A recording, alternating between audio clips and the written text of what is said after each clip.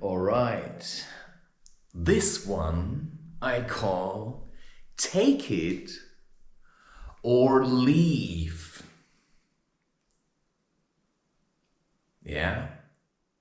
This is my pre-pubescent, whatever that means. I'm working towards. This is August.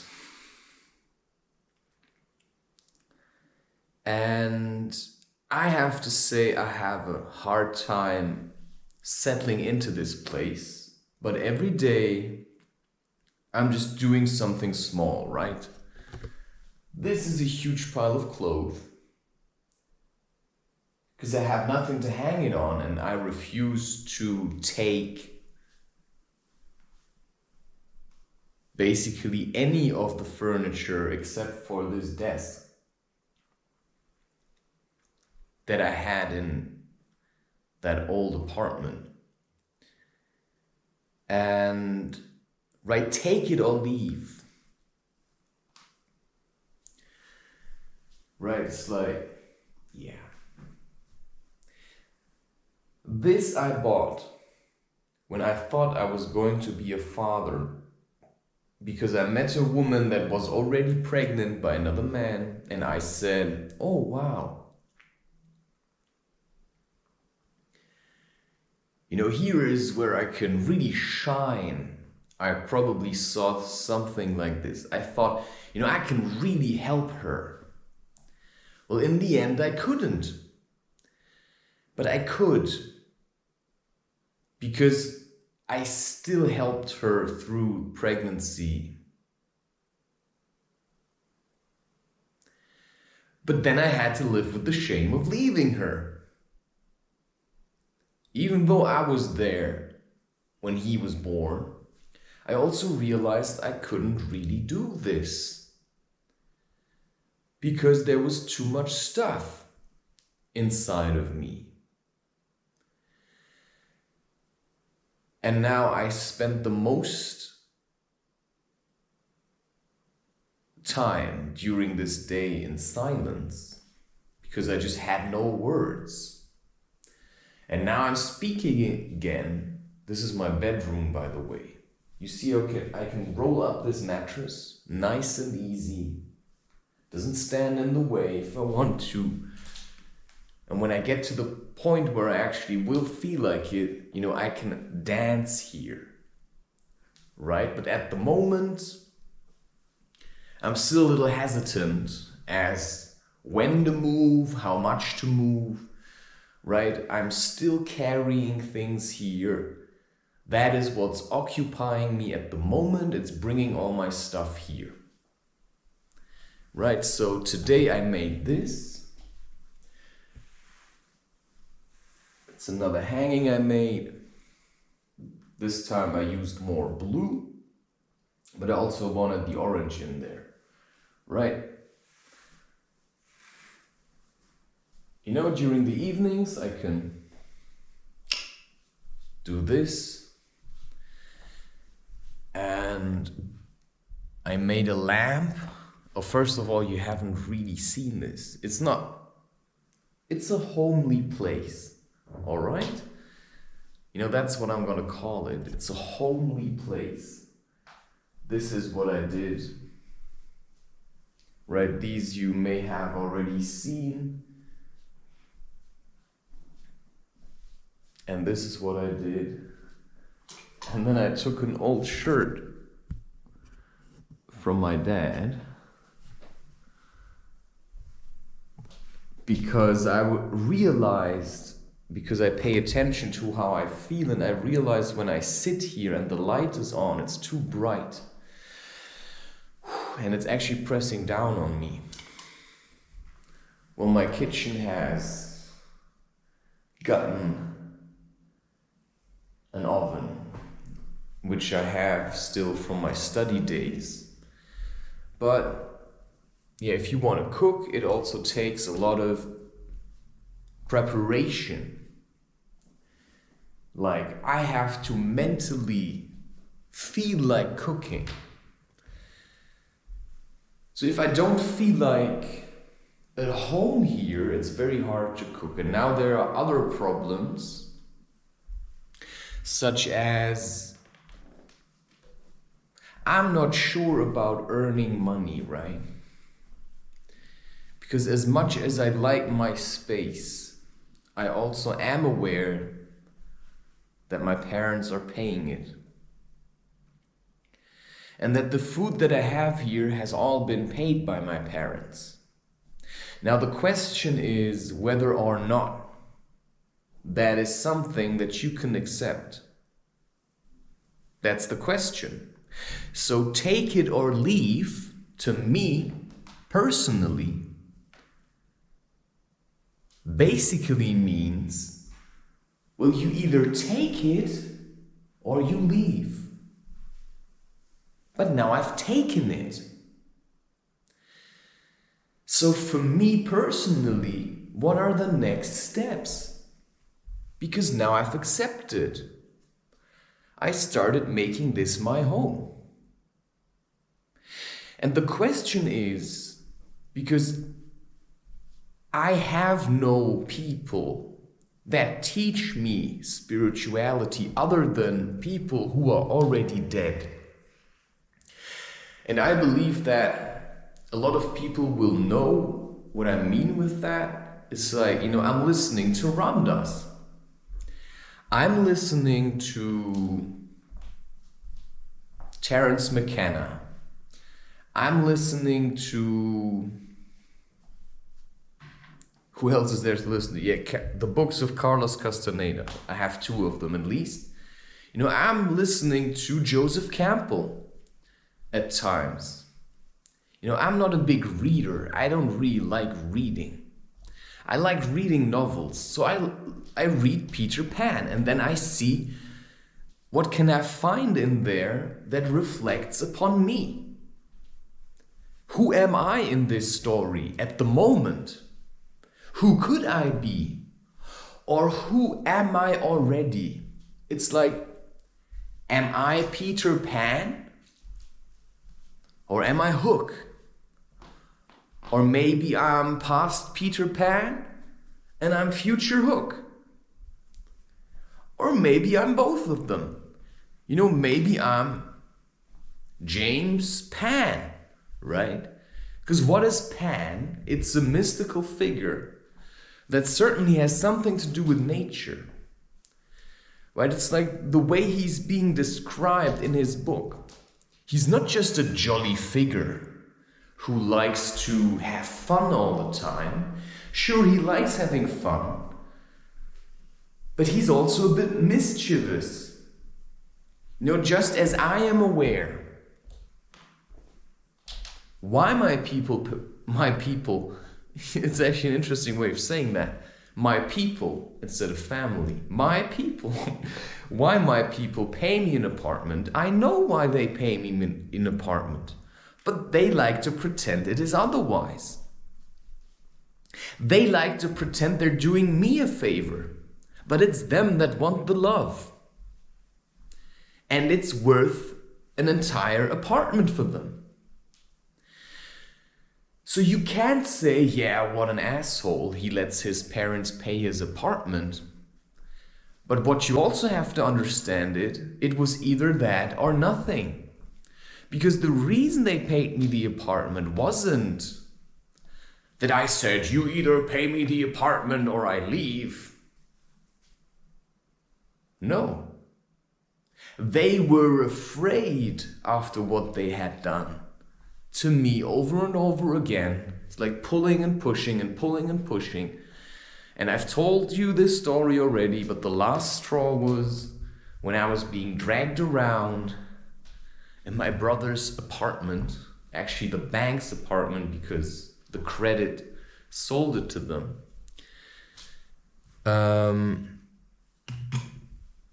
I don't have to over go into that, but it's very important that if you think about what's happening, can I accept this apartment? Is a question that's constantly roaming around in my mind.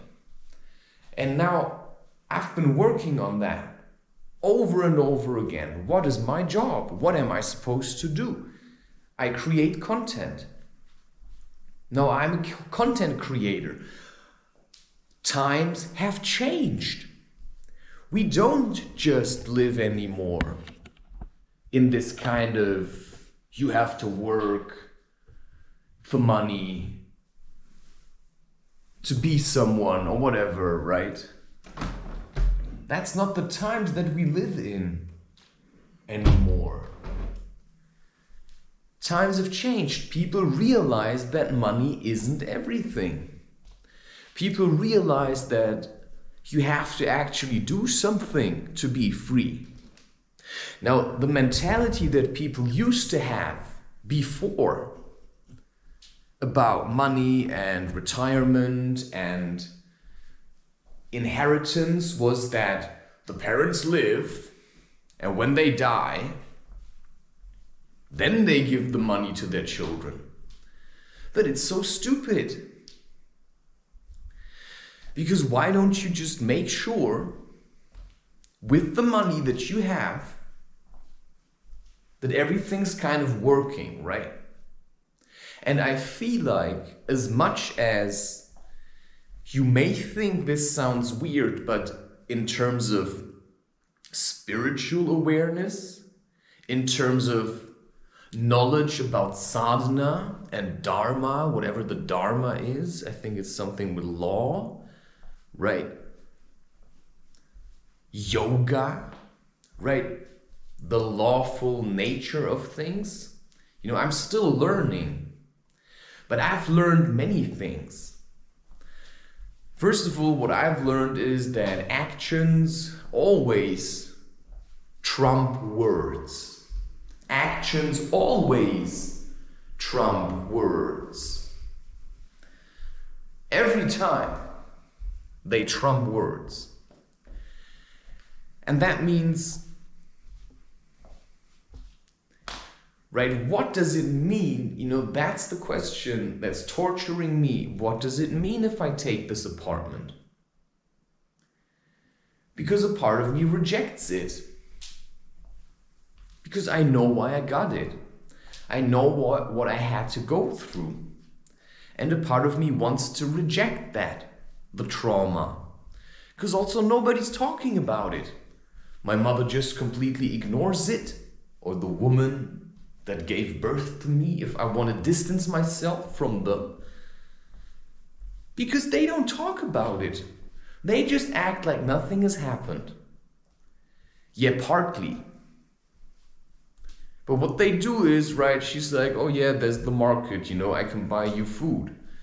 And she doesn't really say anything about the money. She just pays it. And then it feels like, isn't that like whitewashing, greenwashing, right? Is this a bribe? And then you think, yes, so what? You want to eat, they give you food. You wanted your own apartment, now you have it. And you have it in your own way.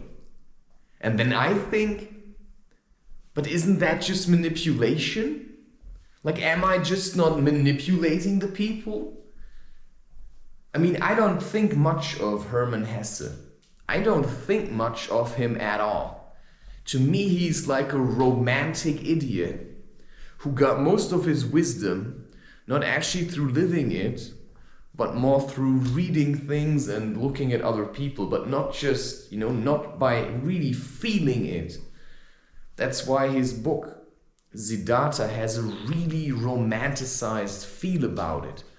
That's not how I feel about life at all. Because I'm basically going through, in another way, what Siddhartha is going through.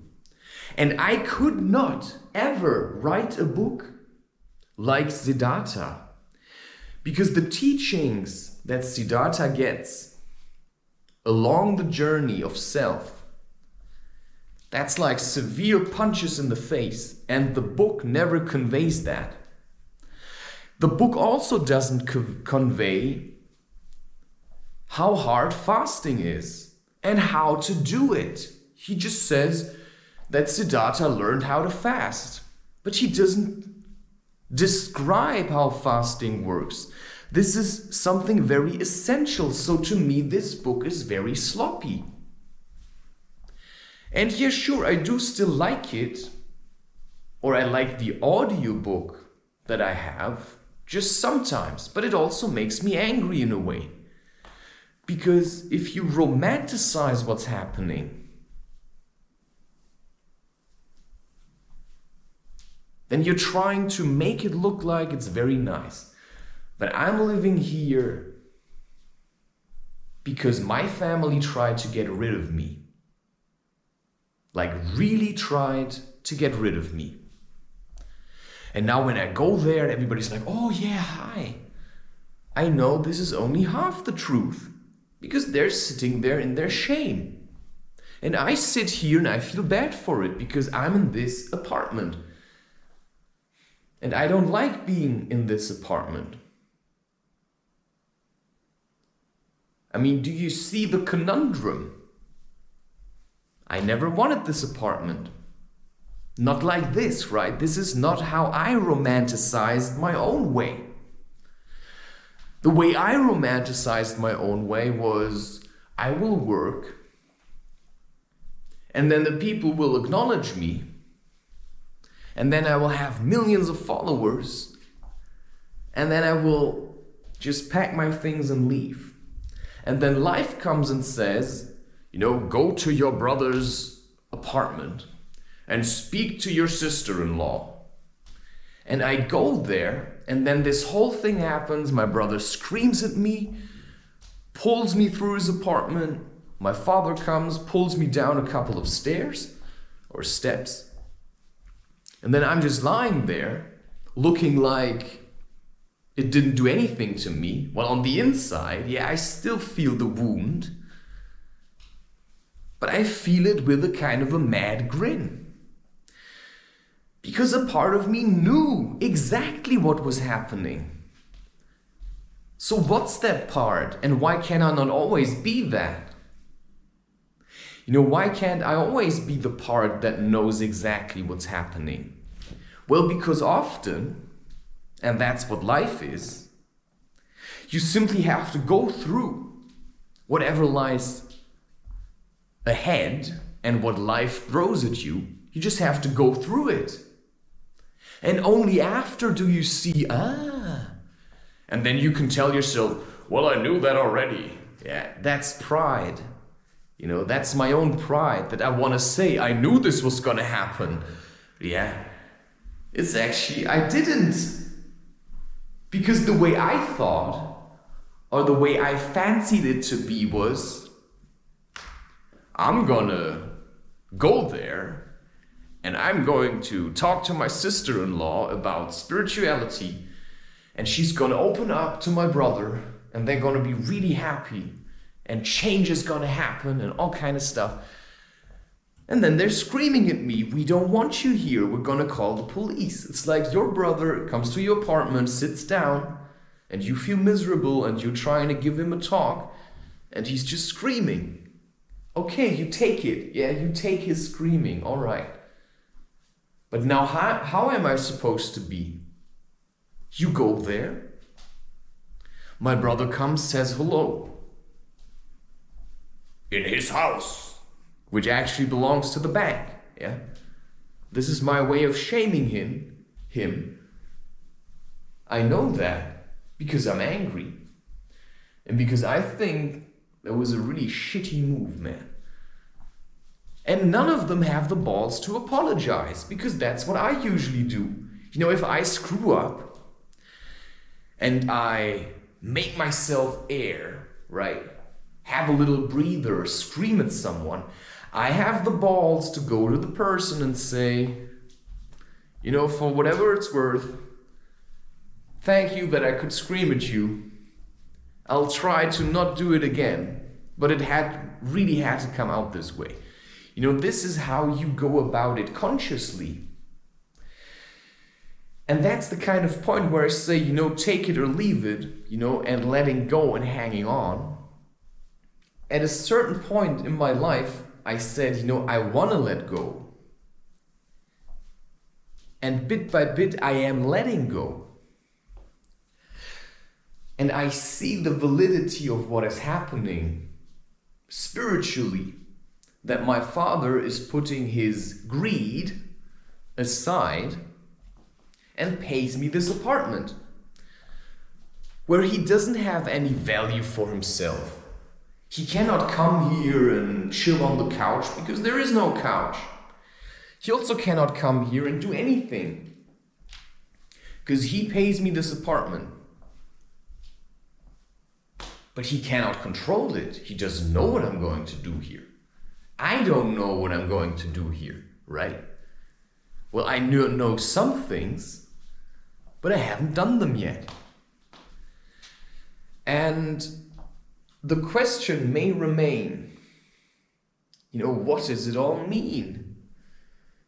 For me personally, but certainly when I say take it or leave it, what I'm really saying is that really a question that you need to answer? Or is it just something you just allow to happen? Because when my father came and he said, we have an apartment for you, basically he said, just say the word. Because he needed to get me out of the house. Because as long as I would live there, the shame of what they have done, because this is really bad for them. I mean, I've done things where I would say, yeah, I haven't really done anything that's that bad. But I've done things, right? Sometimes you could say I've stolen things, right? I'm not really going to go, yeah, sure, why not, right? It's like years ago I worked in a supermarket and I stole things. And then you have to ask yourself, do I have to feel bad about this? Like, how much shame do I have to feel? Because I stole from someone. Well, I stole because it meant nothing to me. I mean, that's already how it started. I don't really take what humans are doing these days very seriously because it shows one thing above all, that they're all ignorant. They're ignorant why they do things.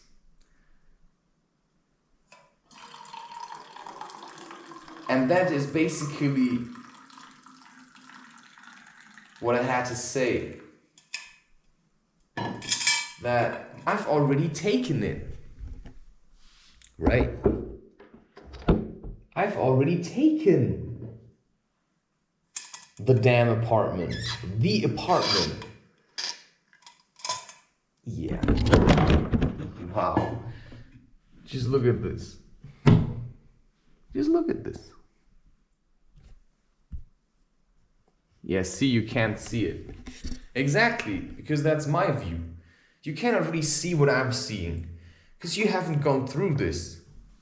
So you can listen to what I have to say all day long, or you can just go and make your own experiences, which you are making already. But I didn't make this experience because I'm just watching YouTube videos all the time. I very rarely watched anything. I did watch movies, alright.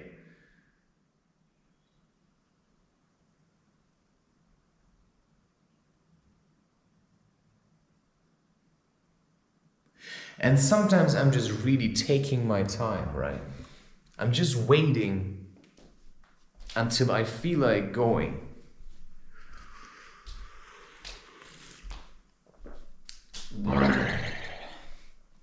And that's what I feel like I did today. I was waiting. But then the question is, for what am I waiting? For what am I really waiting? I feel like I'm waiting for a call. I feel like I'm waiting for something. But I don't really know what it is. Because what could I do now? I've already made artworks. And I wrote stories for them. But I feel like today I don't want to go.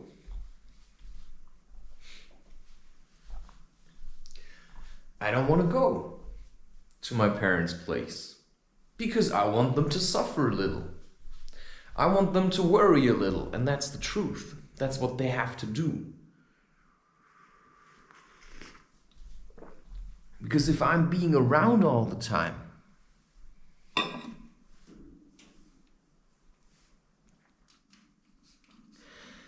and I give them the chance to fuss over me all the time, then they cannot spend time on their own. Which is also one of the reasons I believe why my father wanted me out of the house. Because, right, it's important also for a man and his wife to spend time with each other. So, it's very strange for me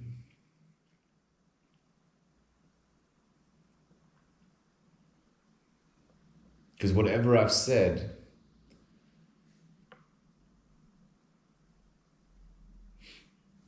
right? Because there are things that just don't happen.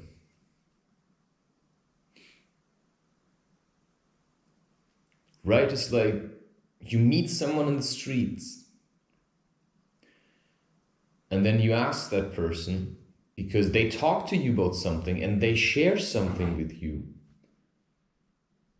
And you say, oh, wow. And then you feel like, why is this happening? And then you go to them, to her, and you say, hey, maybe you want to do a cacao ceremony together. Of course, in my mind, what I was thinking, how I was romanticizing what would happen was, I get my apartment ready so that it looks presentable. We get into contact, and this is still something that might happen, I don't know. But I also thought other things would happen before, and they didn't.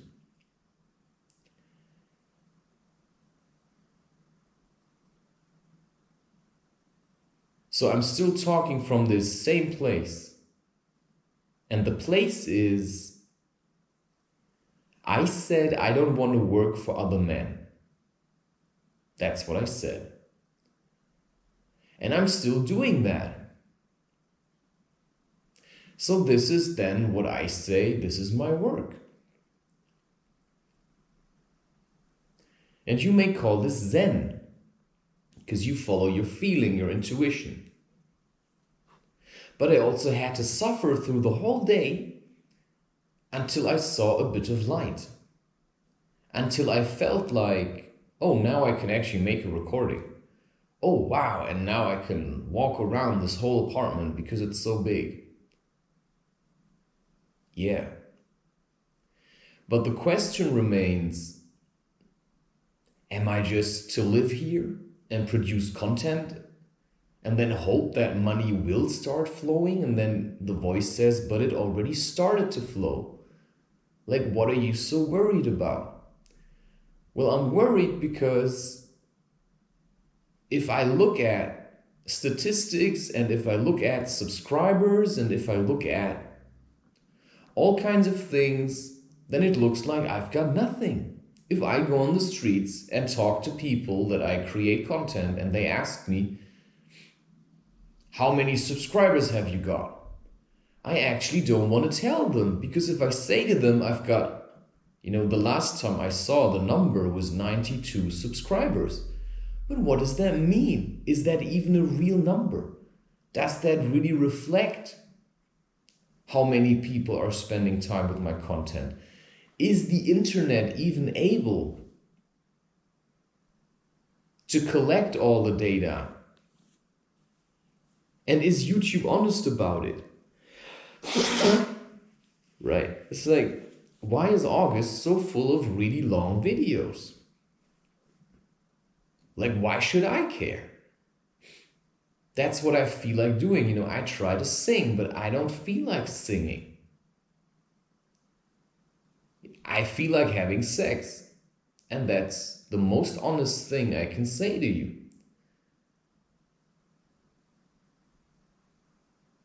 And I'm still a little bit concerned. Because as manly as I feel when I have the camera on and I'm speaking to you, I still feel castrated. Because it's at the mercy of others. You could say that I have an apartment. They could take it away when it would please them, yeah? Because now it pleases them to give me an apartment. Sure, they've got the money.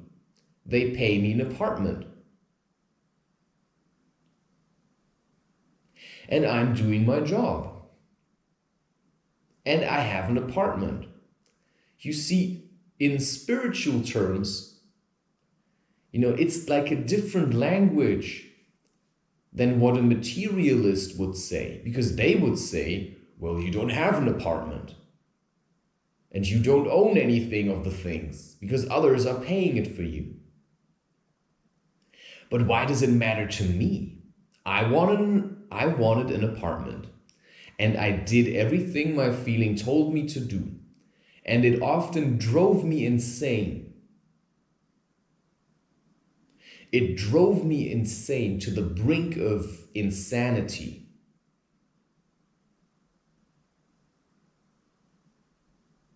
But I made those choices because my feelings said, do it like this. And I did it like this. And now, in a way, it turned out fine, but I still feel like I've got nothing. And then the question is, well, isn't that the desired state? Right? Isn't that actually what I wanted? I wanted to have an apartment, but getting it myself was far too complicated for me because I'm really occupied with just creating all of this content. So you see how this is a real problem for me. Because if I speak to other men, they look at me like I've got nothing. But my heart is full to the brim, while theirs is empty. And sometimes my heart is empty, but I know how to fill it again. But sometimes I also still think,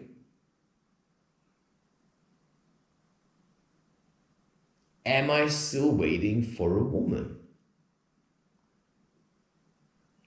Right, I thought I had one and then I let go of her and now I asked another one. You see, it feels like I'm stretching out my hand to something, but I can just never really reach it. And I'm not sure if that's just my problem. Maybe this is how it's going to be for the rest of my life. That I will never really earn money. That people will never really read my books. That nobody's really going to be interested in what I'm doing. It's possible. It is really possible.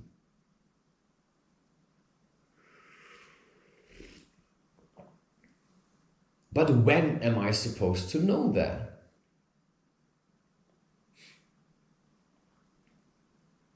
How am I supposed to know when what is going to happen? And when I go to the boulder hall, do I go there to boulder? Do I go there to just do my own thing? Because I was really thinking about this, but really the only job that I like doing is this job. This is the only job that ever really motivated me. So I can do what I want, I can say what I want. And nobody's telling me when to be where.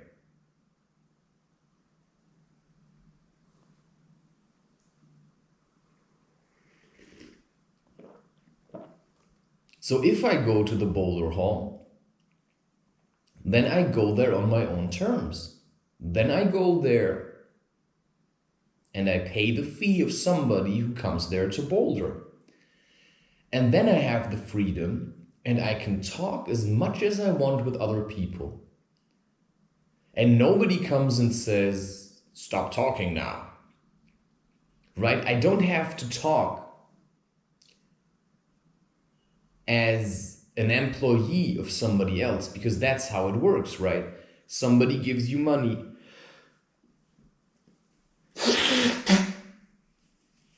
And then they can tell you everything that you have to do.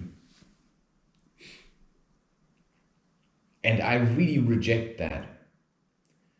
Right? I was trying to look for a job. And then I contacted people and I told them, this is what I can do for you. If you wanted, I could do this for you. But for that I want, I said 70,000 euros per year. This is the job that I could do for you.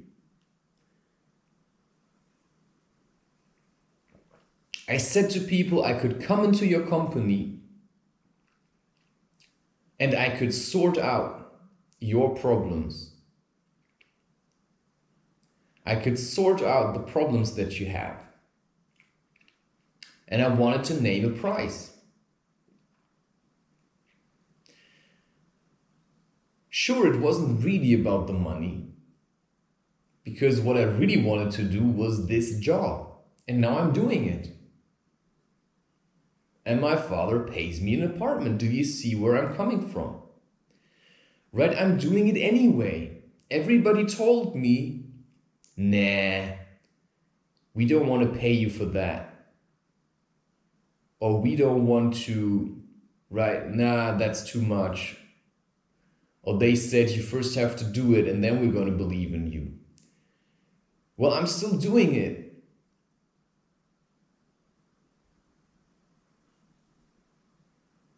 And it's still a little bit hard to believe. And I don't want to drink ceremonial cacao now because I think, that's romanticizing again. Because what I hope is that this young woman that I spoke to on the marketplace, that she would contact me and then we could drink a cacao together and then do what a man and a woman do when they're alone together and they like each other, right?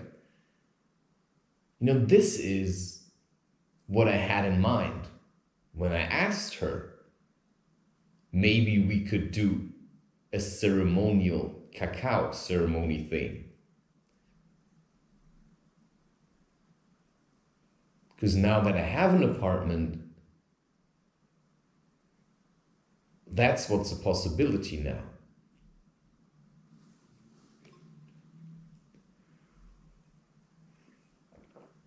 But everything is taking so long. And I don't know if I'm doing the right choices. Sure, I have an apartment, but in a very weird way. And it says take it or leave it. Now I take it. But what do I have to do then? Do I have to do anything else? Do I simply have to continue doing this kind of job? Or because now I have an apartment and the woman that gave birth to me says things like, they give me pocket money, 120 euros. That's like nothing. But it's okay, right? You take what's being offered. At least from this money, what I can do is, I can buy a few things. I can make sure that my website is going to be maintained. But for how long do I have to rely on that money?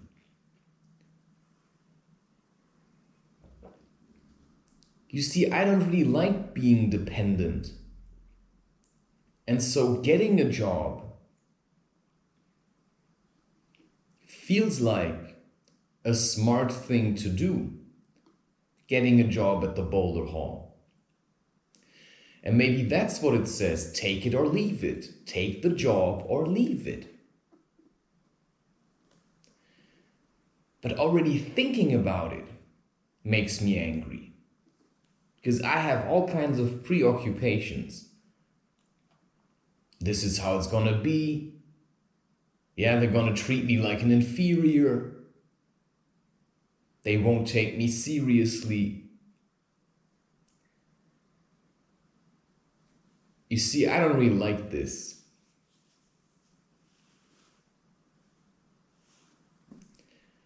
Because holding your ground in this kind of society is really shit. And I'm not saying that just as it's really shit, I'm saying that as it's really shit. Because if you want to be whoever you are, and you stitch together your own hangings for your windows, another man comes and tries to piss on it.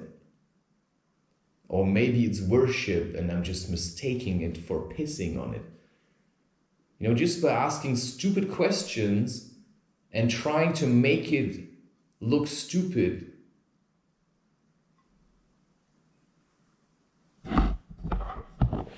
that I've made my own hangings, right? Like it's something daring. Yeah, sure, I agree with that. It's something daring. It certainly is something daring. And the question now, of course, because I've talked about romanticizing. Am I romanticizing the course of my own life? When I say I only want to do what I want to do. Because the truth is that at the cost of me saying I only want to do what I want to do, my father is still paying me an apartment. And how can I feel like my own man if somebody else is paying my apartment?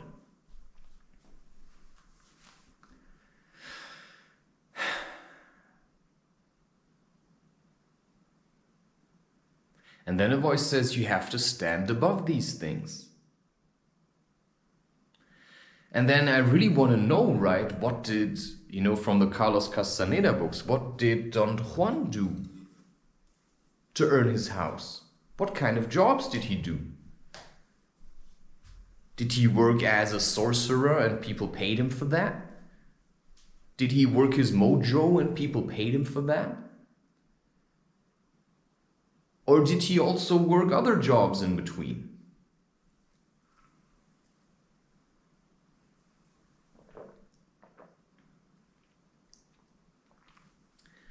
But I think one really important message is you gotta take your time. Right? You gotta take your time. And not sink into your anger too much. So I'm still debating what I'm supposed to be doing. Right? I mean, I still haven't really settled on what do I want to do now and here. Do I want to leave now and go for a walk outside? Or do I want to stay inside the apartment? I feel like I want to go for a walk. And then upload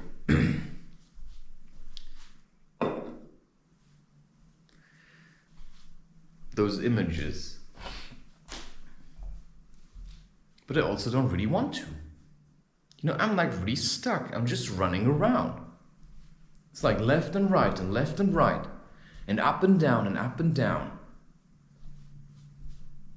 And like, what's it all mean? Am I just postponing the inevitable? Right? Am I supposed to go to the boulder hall tomorrow? It says, sure, why not? Well, I could tell you why not. Because if I go to the boulder hall tomorrow, then I'm not here. And if I'm not here, then I'm not working. And if I'm not working, I'm working for somebody else. Because if I go to the boulder hall, that's where I leave my energy. And maybe I help someone just as I helped this homeless person. Yeah, helped this homeless person the other day. I then go and help people in the Boulder Hall. And then I come back here and I realize, gee, I've been running away from this place. Because what I wanted this to be was my cave. And then I go around and I walk around and I invite people here and I say, hey, do you want to come over? While what I want is just to have sex. I mean, that's the truth. I really just want to have sex. I want to just feel something soft. But maybe what I need is something hard. Yeah. Then you could say, maybe that's what she needs. Yeah, maybe. Maybe that's what she needs. I don't know. But what I know is that one reason why I'm working hard to get my stuff from the place where the people that pay me this apartment live, I want to keep my distance. So I have to get the stuff out of there. But today I just needed to sink into this a little.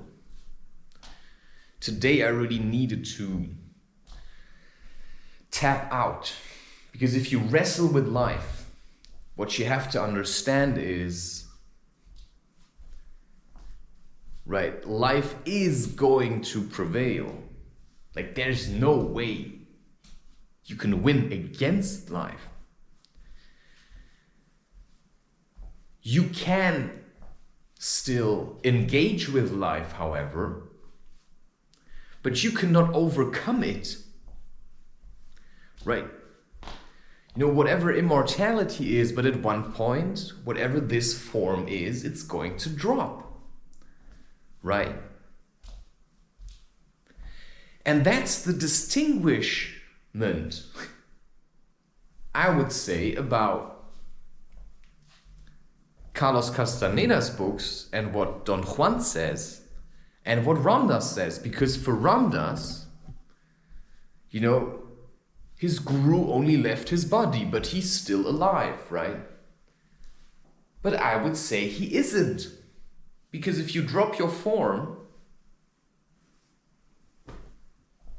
if I drop this form, then I'm somewhere else. And then I'm something else.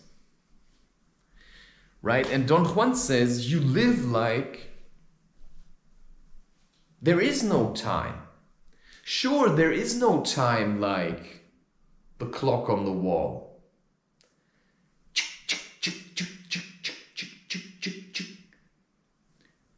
But in a way there is, because there is energy. And if you just sit around and you're waiting for something to happen, then energy is going to stop moving. Because if you don't move, right, if the river ain't flowing, then it's dry. And if the river is dry, then the land is dry. And if the land is dry, you're gonna have to leave or help the land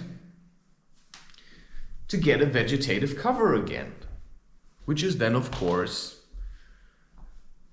what Dr. John D. Louis or something, I think that's his name, what he did in China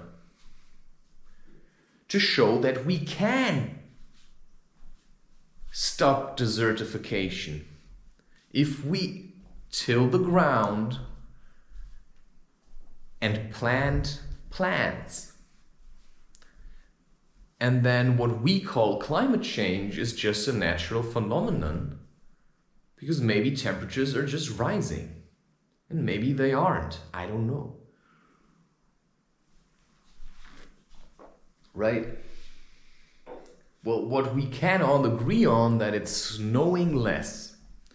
But maybe it's snowing less because it's also raining less. Or maybe it's snowing less because it's just getting warmer.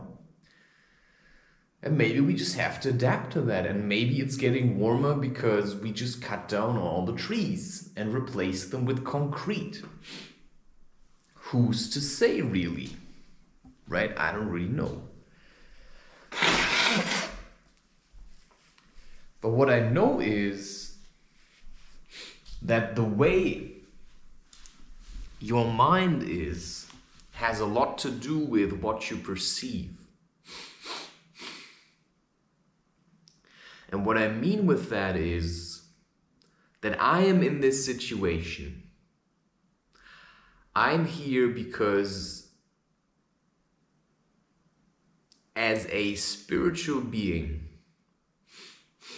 like today for instance, I felt like I was barely hanging on.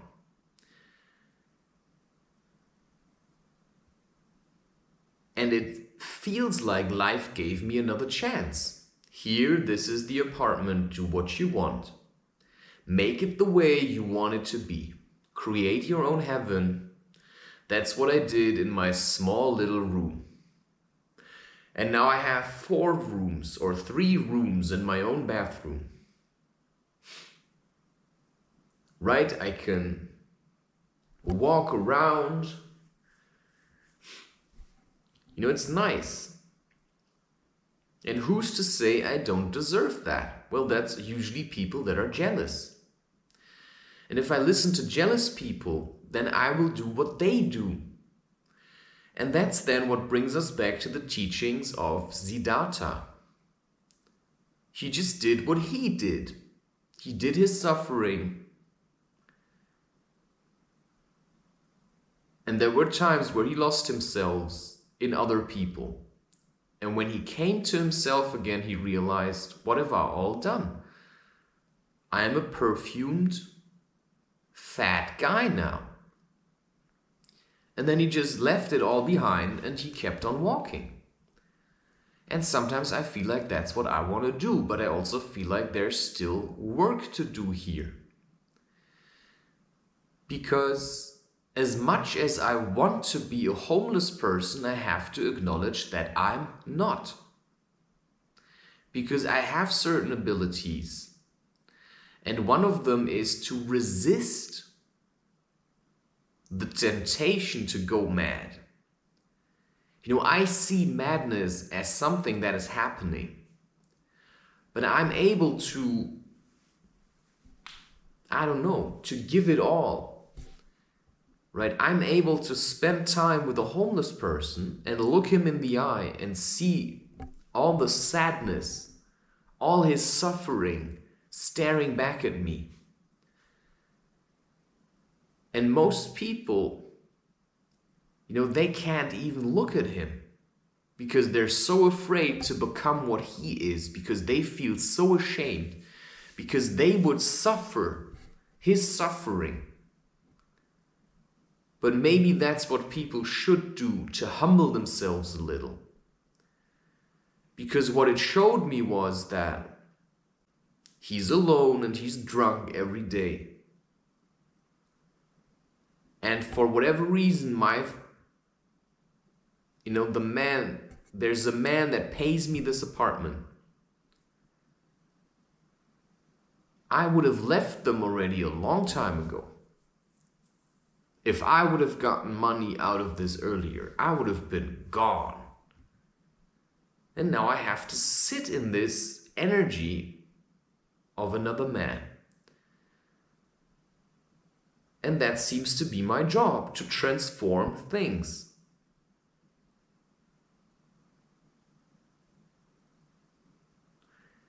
Because my job is to help. But it's not for me always to decide how to help or where to help. It's my feeling that just tells me this is what you have to do now. And when I feel into going to the boulder hall, I have no idea what to do next. It feels like a dead end. The boulder hall to me feels like this is a dead end. And that's what the cinema was.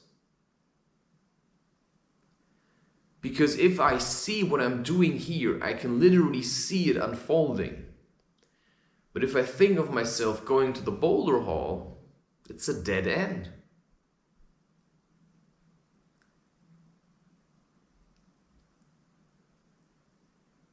So going to the Boulder Hall tomorrow was actually my plan. But it's like having a cacao ceremony on your own.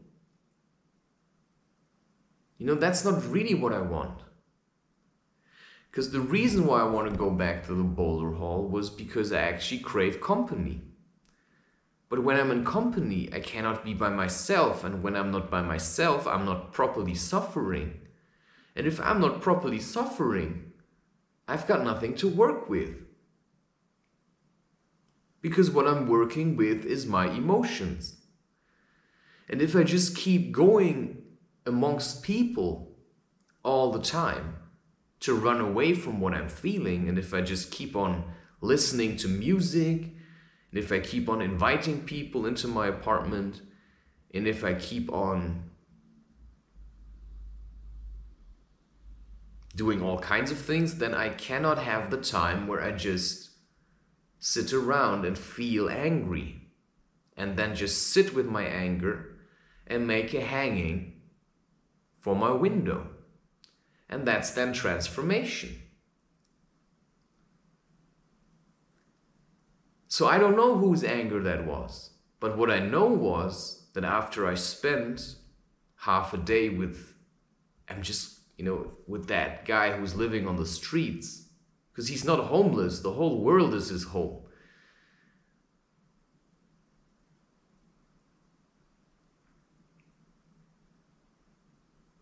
So what I had was an opportunity to see how another man lives. And he allowed me a glimpse of his madness. Now I have my own madness to deal with.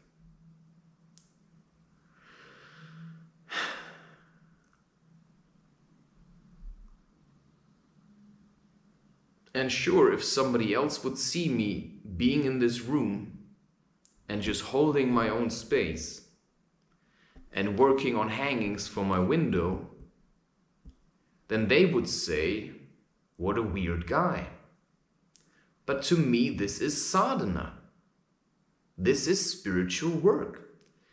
Because I transformed hatred, wherever that was coming from, into love. And a couple of hours ago, I was sitting here and I was just meditating for however long it took. And I felt the turmoil of having spent time with that man living on the streets. Because I had looked into his soul, upon his soul. And if you do that, as I did it,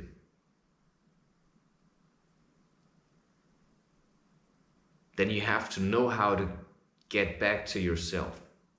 Now, what's the validity of me seeing someone else as intimately as I see people when I look in their eyes? Well, I see to the bottom of their hearts. And then I have to do something with that. So if I don't make art with it, if I don't share this stuff, then I might as well leave. Because what we really need is people that feel a little bit of empathy. We need people that start looking at it instead of looking away from it. And to me, creating all this content, it seems over and over I get to the point where I say, it's so pointless. Because I can talk for years and still not really say what actually I would like to say. Because words are so inadequate to describe anything.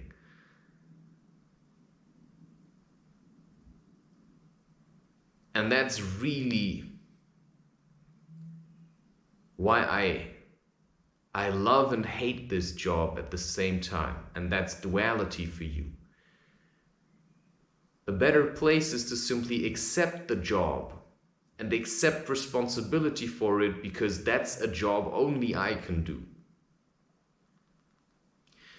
To find the middle between being a man and being a woman, right? The feminine and the masculine, to bring it into harmony in myself, to be hard and soft at the same time. And that's a challenge. It's a real challenge. And now I don't really know, but the way I see it, I'm basically, in a way, I am homeless. Because this is not really my home. This is just a place that I will call home for some time now. But I'm also just waiting for the time when I can leave this place. So the thing is, right, the people who pay this at the moment, yeah, you can call them parents if you want. It doesn't really matter. But what they do is they're paying it.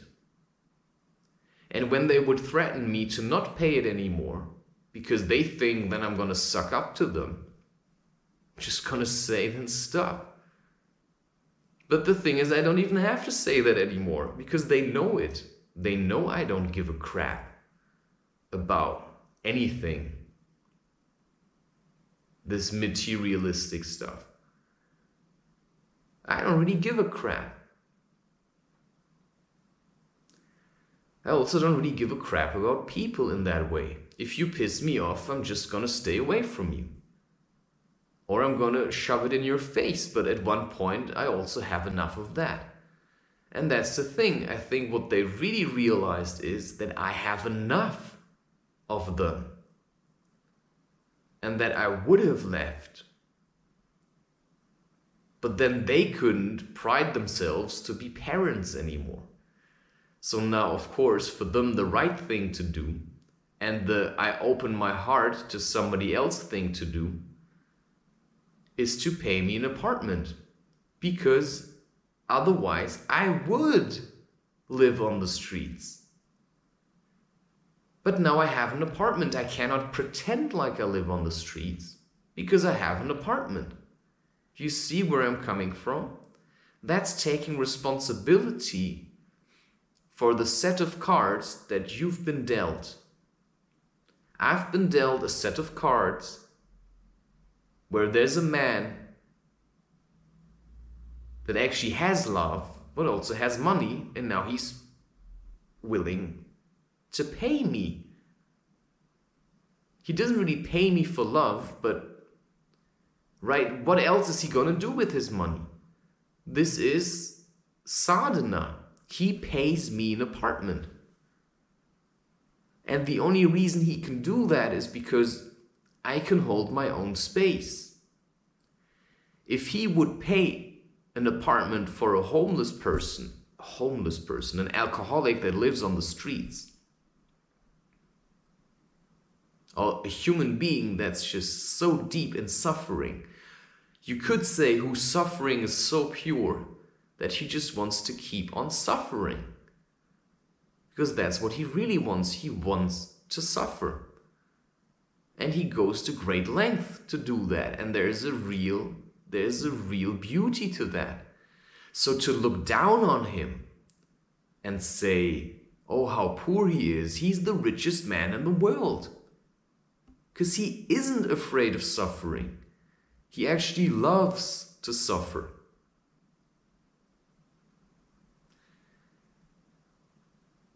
And that's a good place to be in.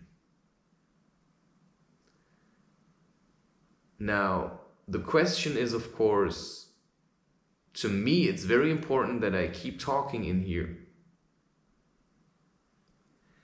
I will make more videos from inside this room, because this is my recording studio. And I will surely occasionally go for walks. But I also feel like I have to first settle into this place Because if I keep running around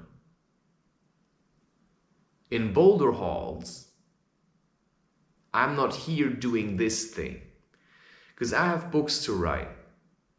I have music to make. I have all kinds of things to do. And maybe once a month, I go to the boulder hall. And then I boulder. But in the meantime, I do other things. And now, am I supposed to have coffee? I would certainly like it. I also would like to have frappé. But at the moment I have a limited amount of money. And then the question is, am I supposed to hold on to that money or spend it?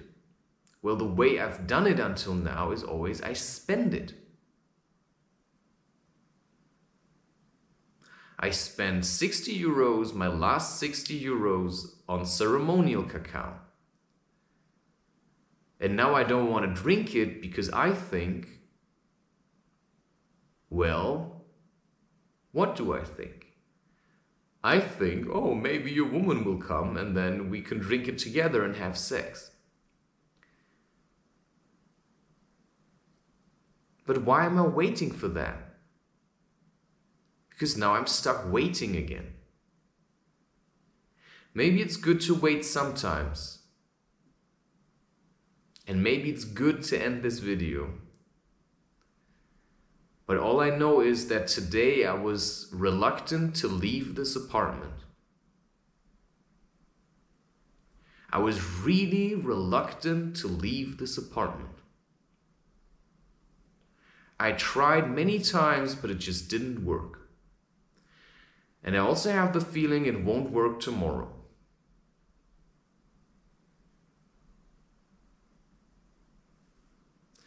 It's very strange, but that's the way it is.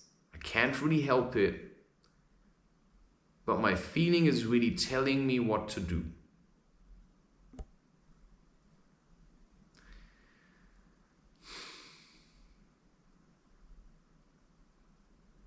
Yeah, so you can say no more running around like a homeless guy.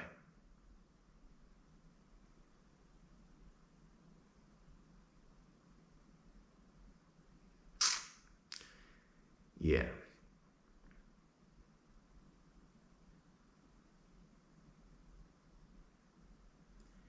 So whatever spirituality is, what it is to me is being honest at all times.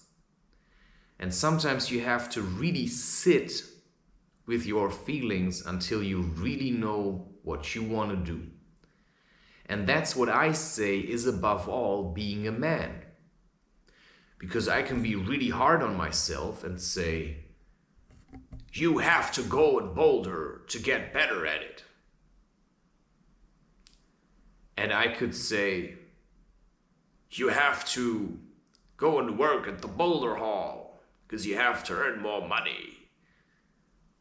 But I can also be a little bit gentle with myself and say, hey, you just moved into this place.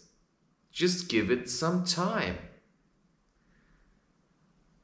But what I feel like is, a part of me feels like this. I will never really feel like I earned this place. Like I own this place. And there's a certain freedom to that, of course. But also there's something that binds me here, and that is then the love for the man who's paying the apartment. And then you can ask yourself, is that so bad? Yeah, because maybe I didn't want it. And that brings me back, of course, to take it or leave it.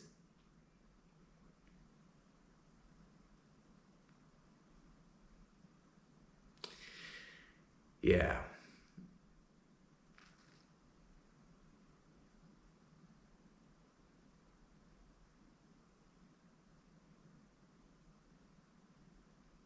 So it says, take care, bye-bye.